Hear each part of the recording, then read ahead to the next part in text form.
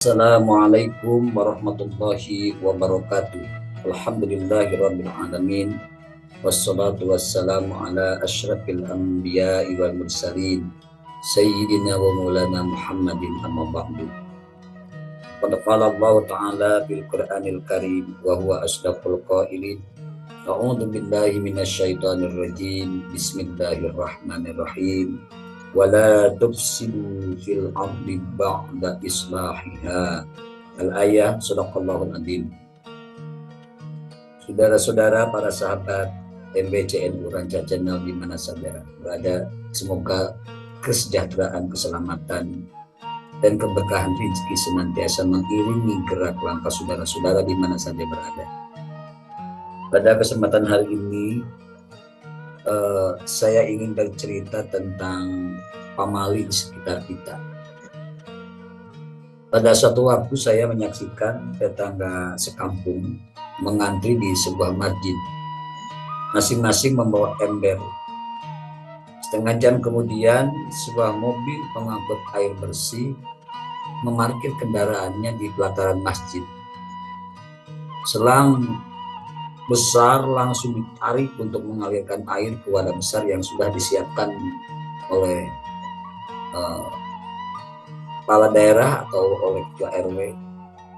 Warga yang mengantri sejak ba'da asar berebut keran. Mereka lupa tentang urutan barisan.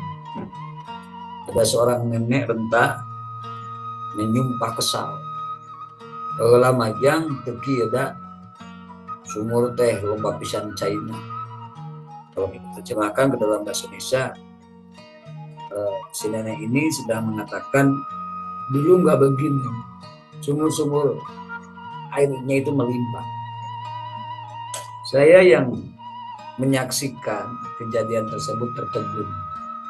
Papa alam telah memberikan teguran keras pada kampung yang dulu asri, rindang, dan tidak ada cerita kekurangan air. Begitu saya sampai di rumah, ingatan saya mengingatkan ketika saya masih kecil. Di benak ini masih terbayang pesan guru ngaji sewaktu pulang mengaji subuh. Pak Kiai selalu bilang, pamali nuar tatangkalan di leuweung. Terjemahannya, pamali menebang pohon di hutan. Sebuah larangan yang dulu seperti mantra horor, yang pada akhirnya tujuannya bisa saya terjemahkan hari ini, bahwasanya pesan Ustadz tersebut berisikan larangan untuk menebang pohon yang terdapat di dalam hutan. Memang pada zaman itu masyarakat masih ada yang menggunakan tungku untuk memasak, dan bahan bakar memasaknya adalah kayu kering. Akan tetapi warga sangat patuh pada adat yang tidak mau menggunakan batang pohon hidup dari hutan untuk digunakan kayu bakar dalam memasak. Hal tersebut tentunya menjadi fenomena yang unik. Mereka hanya mengambil ranting-ranting kering yang jatuh untuk digunakan sebagai kayu bakar. Dalam pembelajaran lingkungan yang pada akhirnya saya temukan pada saat mengajar atau belajar di sekolah formal, pamali nuar tatangkalan di leuweung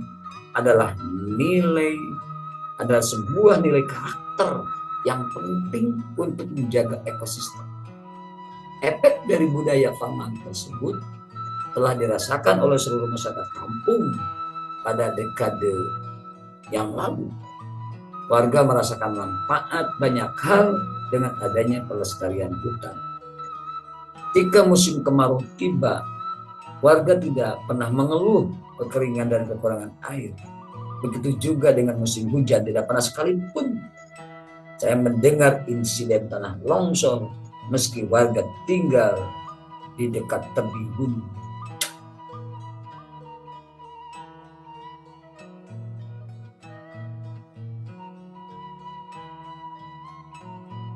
jauh sebelum perubahan sosial dan modernisasi terjadi hampir di seluruh daerah Indonesia, masyarakat memiliki kearifan lokal masing-masing untuk menjaga kelestarian dan keseimbangan alam.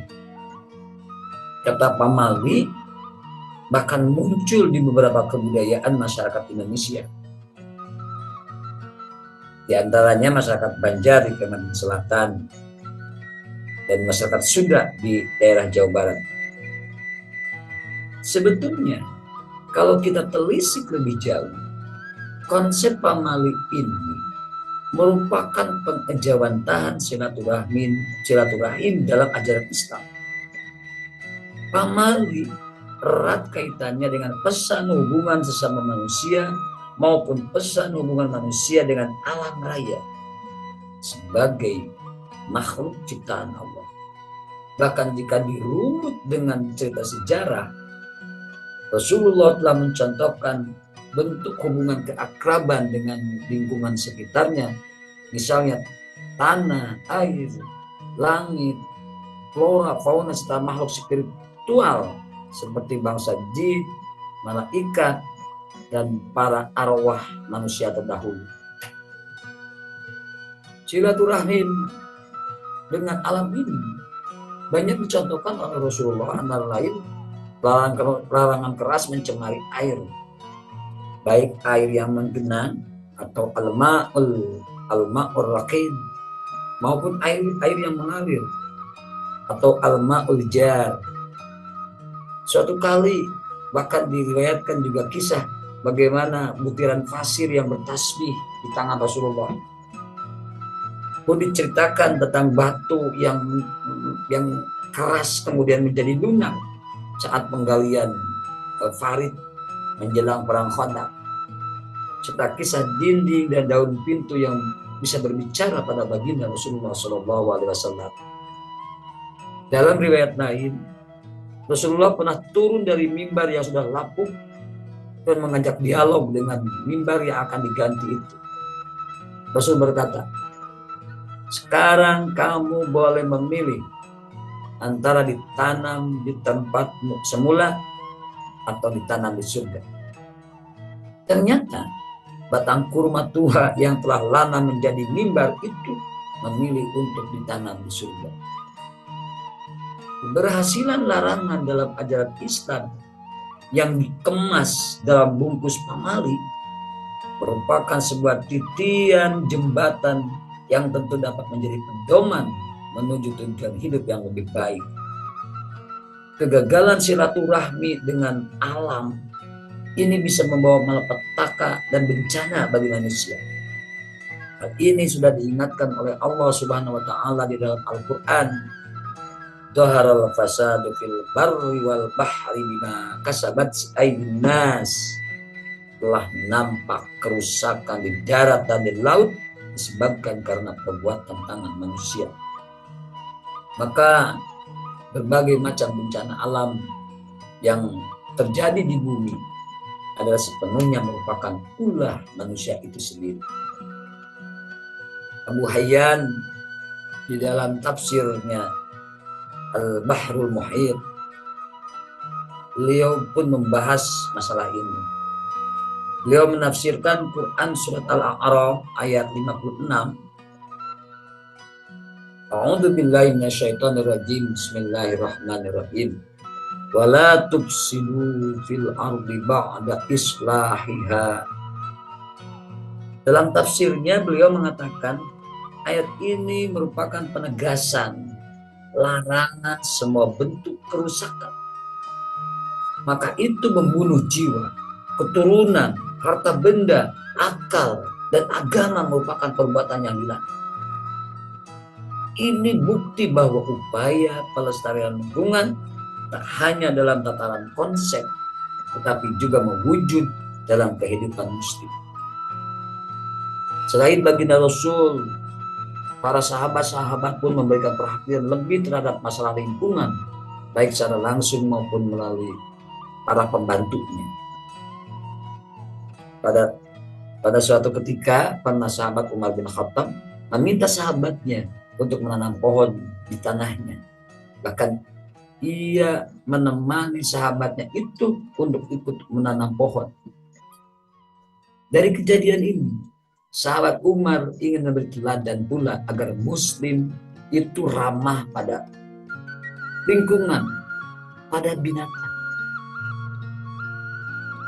Beliau melontarkan celaan pada orang-orang yang melakukan kasar terhadap binatang. Pamali merupakan warisan leluhur Nusantara yang tidak dapat diganggu-ganggu. Guru ngaji saya sewaktu kecil pernah berpesan, pamali nya eta merupakan hiji larangan anu teu bisa ditawar-tawar. Pamali hiji aturan anu dijadikeun tuntunan kahirupan jeung alam. Pamali eueuh catetanana, pamali eueuh tulisanana. Dari sini saya bisa menyimpulkan bahwa pamali merupakan suatu aturan yang diwariskan oleh leluhur Nusantara yang dijadikan sebagai tuntunan masyarakat dalam melestarikan kehidupannya bersama alam. Mudah-mudahan ini bisa menjadi contoh juga untuk para pemimpin di negeri ini, menjadikan pamali. Alangkah luar biasanya jika pamali ini menjadi sebuah tuntunan bahkan aturan terikat dalam penyusunan tatanan hukum di negara kita. Dengan begitu, masyarakat kita diajak kembali merenung tentang keberadaan mereka sebagai makhluk mikrokosmos dan makrokosmos menjadi sentra dari kesemestaan. Dan yang paling penting adalah jangan sampai tatanan negara dikuasai oleh sebagian orang yang justru ingin mengambil alih fungsi alam sebagai ladang uang mereka. Jangan lagi ada ucapan penguasa negara adalah penguasa sawit. Sebagaimana ungkapan Sunda, lamun hayang jauh, ambuan leungeun tah. Ini mengandung arti bahwa jika ingin mencari penghidupan dari alam, haruslah bisa melestarikan alam. Demikian bahasan singkat kita tentang pamali dari sudut pandang agama, dari sudut pandang positif, dari sudut pandang kemaslahatan. Pada pertemuan selanjutnya kita akan melihat pamali dari sudut pandang yang lain, dari sisi usul fikih dan dari sudut pandang-pandang yang lain. Terima kasih, mudah-mudahan ada manfaatnya.